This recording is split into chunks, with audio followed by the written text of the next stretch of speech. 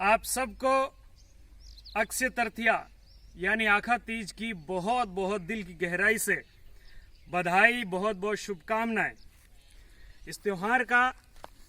हमारे यहाँ भारत के अंदर बहुत पौराणिक महत्व है और बड़े बुजुर्ग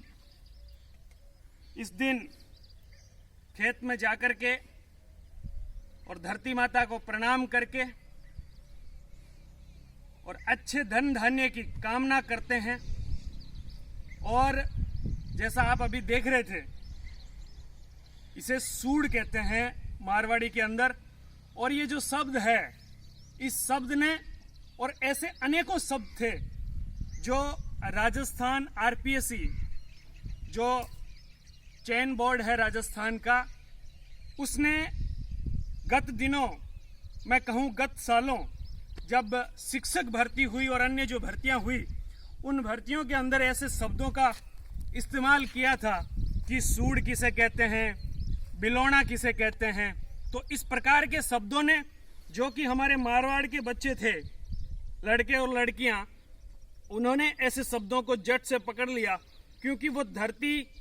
से जुड़े हुए थे। धरातल की चीज़ों का उन्हें अनुभव था कि खेत में क्या क्या चीज़ें काम आती है, और हमारी संस्कृति है, जो हमारी पौराणिक मान्यताएं हैं,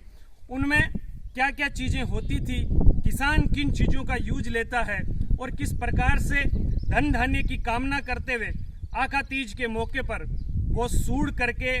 और अपने खेत की खुशहाली की कामना करता है। और इसकी सूड़ करके और शुरुआत करता है कि अब भगवान अच्छी बरसात करेगा, और उस बरसात के माध्यम से हम खेत के अंदर जब इस धरती का सीना चीर के और इसमें बीज डालेंगे,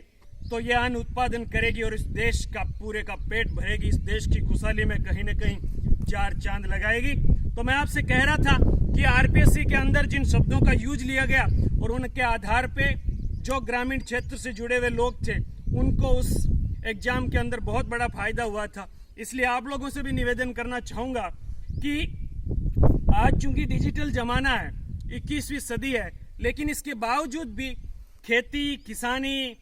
मजदूर, गरीब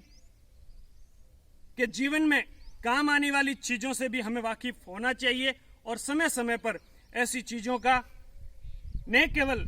शब्दों का इस्तेमाल करना चाहिए, बल्कि धरातल पे उतर के इन चीज़ों का काम भी लेना चाहिए। शरीर भी स्वस्थ रहता है और कहीं न कहीं धरती माता भी हमें आशीर्वाद देती है कि हमारे जो किसान के बेटे हैं आज भी हमसे कितना प्यार करते हैं, क्योंकि यही वो धरती है, यही वो धरती माता है जो हमें अन्न उत्पादन करके देती है। हमें अनेक प्रकार के तिलहन इस धरती से पैदा होते हैं, अनेक प्रकार के और उत्पादन इस धरती से होते हैं। खनिज पदार्थ, जल,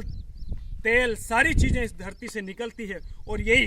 वो धरती है जिसके ऊपर